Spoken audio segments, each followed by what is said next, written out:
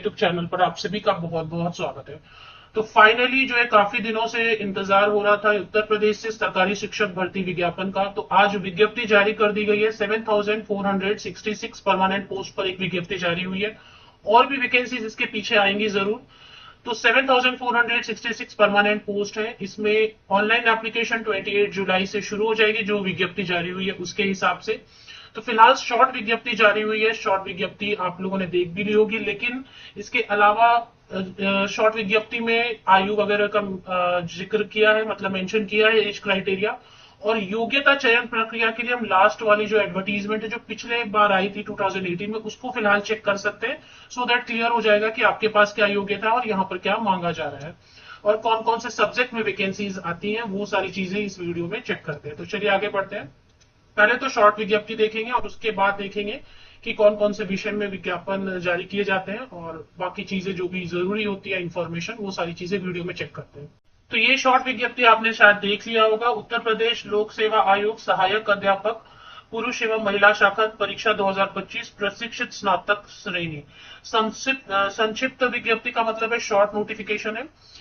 इस परीक्षा का विस्तृत विज्ञापन दिनांक 28 जुलाई से आयोग की वेबसाइट पर uppsc.up.nic पर उपलब्ध रहेगा। ऑनलाइन आवेदन प्रक्रिया, आवेदन की प्रक्रिया, शुल्क, परीक्षा योजना, पाठ्यक्रम, जाति प्रमाण पत्र का प्रोफोर्मा, आरक्षण, आयु में छूट, ये सब चीजें आपको देखने को मिलेंगी। लेकिन फिर भी इस वीडियो में हम फिर भी कवर करेंगे 2018 में क्या कैसा था, उसके हिसाब से थोड़ा आइडिया तो जरूर लगेगा।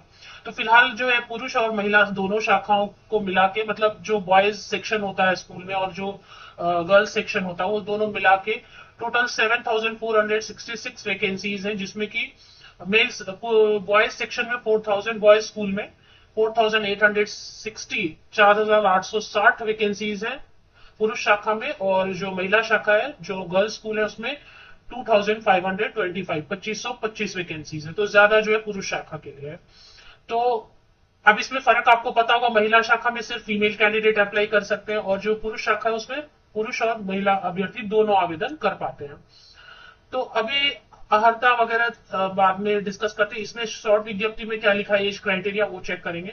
तो आयु सीमा 1 जुलाई 2025 को कट ऑफ डेट लेके एज की कैलकुलेशन करेंगे तो मिनिमम न्यूनतम 21 वर्ष का हो चुका होना चाहिए। और जनरल कैंडिडेट जो है 40 इयर्स तक के कैंडिडेट अप्लाई कर पाएंगे जनरल। और अगर आप रिजर्व कैटेगरी से रहेंगे उत्तर प्रदेश के तो ऑफकोर्स और भी एज में रिलैक्सेशन जरूर मिलेगी। तो अब ये बात है ना कि उत्तर प्रदेश में जो वैकेंसीज आती है उसमें बाहरी राज्य के कैंडिडेट तो अप्लाई कर पाते थे लास्ट टाइम तक, तो इस बार भी वैसा ही रहना चाहिए। चलिए आगे देखते हैं। 28 जुलाई से ऑनलाइन एप्लीकेशन शुरू हो जाएगी। 28 अगस्त तक ऑनलाइन एप्लीकेशन चलती रहेगी। और एडिटिंग या करेक्शन अगर करना होगा तो उसके लिए भी जो है 4 सितंबर तक टाइम दिया जाएगा। तो ये जो है जारी किया गया है 14 जुलाई 2025 की डेट है, बट 15 जुलाई को सुबह सुबह जो है ना ये सर्कुलेट हो रहा है। तो ये तो शॉर्ट विज्ञप्ति है। चलिए अभी आपको ये आइडिया नहीं लग पाएगा, यानी कि स्नातक शिक्षक की भर्ती है, प्रशिक्षित स्नातक शिक्षक की, तो इससे ये आइडिया नहीं लग पा रहा है कि कौन कौन सब्जेक्ट्स की वैकेंसीज आती है वगैरह। तो अभी मैं आपको क्लियर बता दूं कि शॉर्ट विज्ञप्ति में तो बहुत सारी चीजें नहीं लिखी हुई हैं, लेकिन 2018 वाली जो विज्ञप्ति है इससे आपको थोड़ा आइडिया लगेगा। ये फाइनल नहीं है जो मैं बता रही हूँ, हो सकता है कुछ चेंजेस करके आएंगे, बट आपको थोड़ा आइडिया देने के लिए कि कौन कौन से सब्जेक्ट में वैकेंसीज आई थी पिछले टाइम, तो लगभग उन्हीं सब्जेक्ट में वैकेंसीज आएंगी। 2018 वाला मैं रेफरेंस के लिए ले रही हूँ क्योंकि अभी डिटेल विज्ञप्ति आने में टाइम है। वो बता रहे हैं ना कि अभी 28 जुलाई को आएंगे, तो 28 जुलाई तक काफी टाइम है, 10 दिन का टाइम है, 10-12 दिन का। तो उसमें आपको आइडिया तो हो जाए कि क्या क्या सब्जेक्ट होते हैं या आयु में छूट कितनी मिलती है, परीक्षा की फीस कैसी रहती है, तो वो सारी चीजें 2018 वाले से थोड़ा आइडिया लग जाएगा। बट ये फाइनल नहीं है, ये दिमाग में रख के चलना है, कुछ चेंजेस हो सकते हैं। तो 2018 वाले में जो लिखा है उसके हिसाब से डिटेल विज्ञप्ति में परीक्षा शुल्क 125 ज्यादा नहीं रहता, 65 रुपीज या ज्यादा से ज्यादा 125 रुपीज तक परीक्षा का फीस रहता है। इसके अलावा जो है देख लेते हैं जो सब्जेक्ट्स हैं, क्योंकि पिछले बार भी जो आया था तो वैसे ही आया था, सहायक अध्यापक महिला श्रेणी और महिला शाखा और पुरुष शाखा। तो जो सब्जेक्ट की डिटेल है वो कुछ इस तरीके से रहती है। हिंदी में वैकेंसीज आती है, आप सब्जेक्ट्स देखते जाए, वैकेंसीज नहीं देखनी क्योंकि ये लास्ट टाइम की, इसको नहीं देखना है क्योंकि लास्ट टाइम 2018 वाला है। सब्जेक्ट का आइडिया मैं आपको देना चाहती हूँ सिर्फ। तो हिंदी में वैकेंसीज आती है, इंग्लिश में, मैथमेटिक्स में, साइंस में, सोशल साइंस में, दोनों अलग अलग आएंगे। देखिए दोनों अलग अलग कहने का मतलब है कि पुरुष शाखा के लिए अलग रहेंगे, देखें पुरुष शाखा के लिए अलग रहेगा और महिला शाखा के लिए अलग रहेगा। ये देखें सहायक अध्यापक पुरुष शाखा है ना, तो ये अलग रहेगा। और ये लास्ट टाइम का है, इसलिए इसकी जो वैकेंसी है ये नहीं देखनी है आपको। आप वीडियो को बीच बीच से देखेंगे तो आपको क्लियर नहीं होगा और आपको डाउट भी आ जाएगा, इसलिए वीडियो को पूरा शुरू से एंड तक देखें। Hindi, English, mathematics, science, social science, computer, Urdu, biology, Sanskrit, कला, संगीत और भी क्या सब्जेक्ट है जिनमें वैकेंसीज आई थी लास्ट टाइम, तो उतने लगभग वैसे ही सब्जेक्ट्स में वैकेंसीज इस बार भी देखने को मिलेंगी। तो और भी चेक कर लेते हैं। गृह विज्ञान, होम साइंस में और एग्रीकल्चर में भी वैकेंसीज आती है। इसी तरीके से सहायक अध्यापक महिला शाखा के लिए अलग से जो है वैकेंसीज इन्हीं सब्जेक्ट्स में अलग से डिस्कस किया रहेगा। तो ये है 2018 वाले का डिटेल। अभी क्वालिफिकेशन सैलरी कैसी बताई थी, 44,900 की बेसिक पे उस समय बताई थी, जो अभी भी फिलहाल यही चल रहा है। तो सैलरी तो अच्छी बनेगी, 75,000 70,000 तो सैलरी आराम से बनेगी।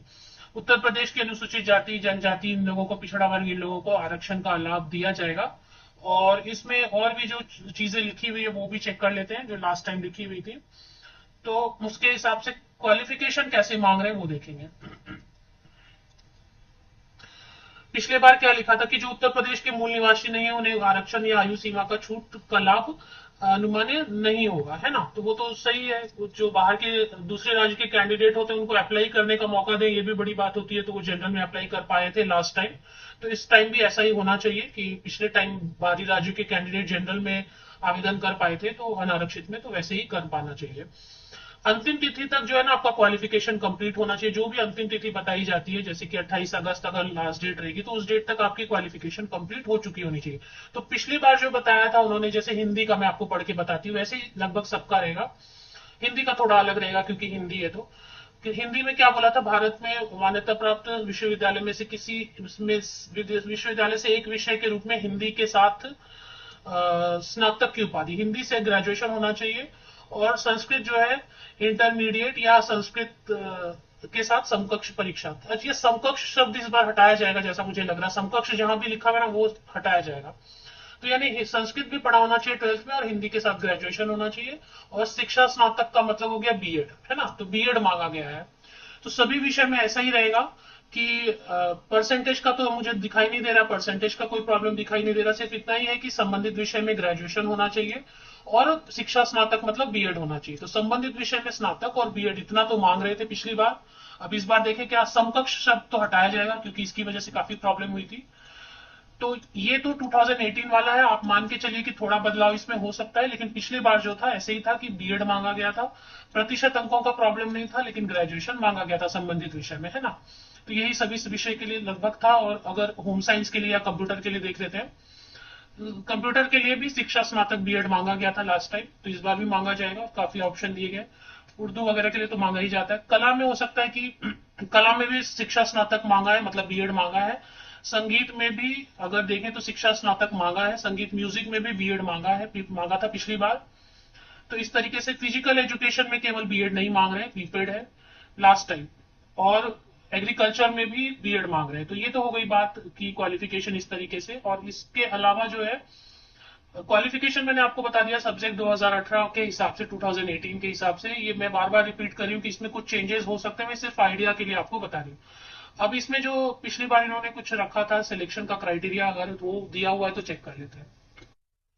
तो लास्ट टाइम जो परीक्षा का योजना था 2018 में, अभी ये इस बार वाला नहीं है क्योंकि अभी तो शॉर्ट नोटिफिकेशन ही आया। तो 2018 में जो परीक्षा का पाठ्यक्रम रहा था वो कुछ इस तरीके से था। हो सकता है इसमें कुछ बदलाव करेंगे क्योंकि बहुत सालों बाद आ रहा है। तो लेकिन लास्ट टाइम जो था उसमें था कि 150 मार्क्स का वस्तुनिष्ठ मतलब वस्तुनिष्ठ प्रश्न रहेंगे, मतलब एमसीक्यूज रहेंगे, जिसमें कि हर क्वेश्चन एक 1 मार्क का रहेगा। और पार्ट 1 पार्ट 2 ऐसे रखा था जिसमें कि सामान्य अध्ययन, जीएस जिसको आप बोलते हैं, या जीके जीएस मिला के।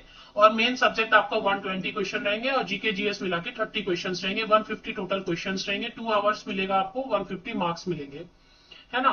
तो ये ऐसे रखा गया था। अब इसमें जो है निगेटिव मार्किंग जरूर होगा।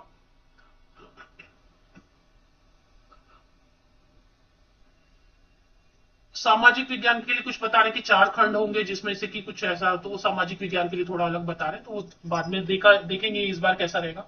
और उसके बाद जो है सारा डिटेल जो है दिया हुआ है इसमें।